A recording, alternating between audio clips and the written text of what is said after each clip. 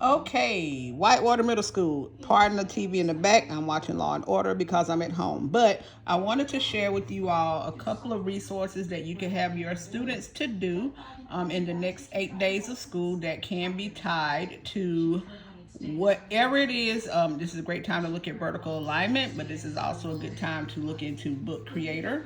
You will need to set up a class. I think I've done this before with Mr. Nyagbe's science class, and we had them to write a book about human body systems. So here's their human body systems projects. But maybe I want to do a new book, and I want it to be a comic, and it could be about anything. But we ain't gonna say anything. Let's narrow it down to a topic. Let's call it I don't know, but up here we can add in images. We can search for images. Let's say 7th grade. I'm going to try to make this really, really short. All right, so we'll put that picture in, add, and then, they can put a text in, whatever, whatnot. And then they go on to the next page. We have different type of pages, layouts here. Oh, I'm just on here, cover page 1. So that's my first page, and then I could go here, and I want to add, shapes. I could put in these boxes. I could put in these tiles, and they could start to type, clicking on that. And they could add images, or they could start to type within this box some kind of way. There we go. Text and title and end of the year shenanigans. Cause she gonna nan again. And then done. And there we go. Move that over there.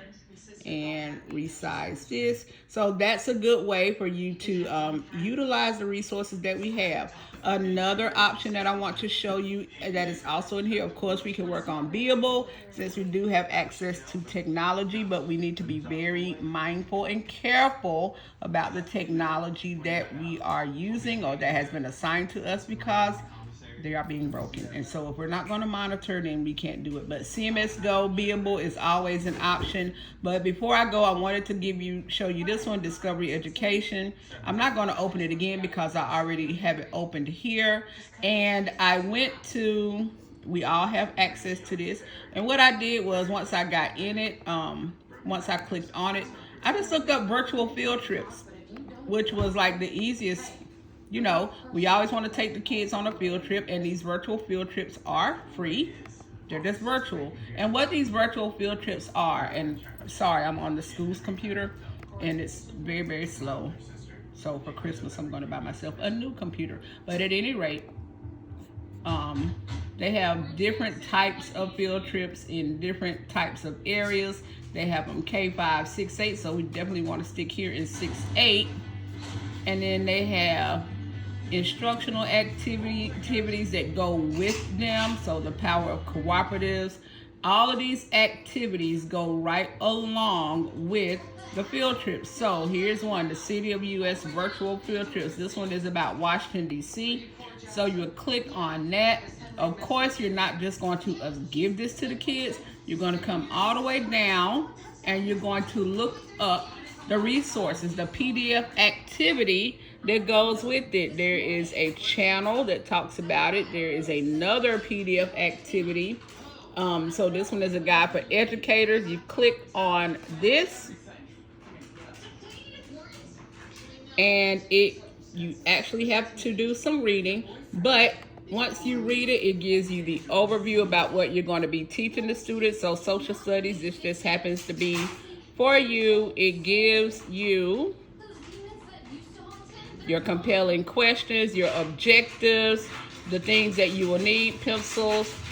Stop, Giovanni. The handouts, which are already included in here. It is basically a lesson plan that has already been planned for you. Your job is to execute it. Execute it. There's a think, pair, share. There's classroom discussion. And once I keep going in here, it gives you your standards. All of your standards are right in here. So here is the handout. Handout number 1, the capital city. That's the same one. Handout number 2, why do people visit this site? So I'm going to download this and go ahead and send it to my 7th grade teacher, so that way she already has access to it. And then that is an assignment that her students can do while they are in here. But it gives you more information, it gives you the citations. So please, y'all, let's not get stopped on because it's the end of the year and we're just going to sit here and do nothing. No, there are multiple opportunities and experiences that our students can do. A lot of our kids did not go to Washington, D.C., so 8th grade, this is a great opportunity to have all of them participate in a virtual activity for here.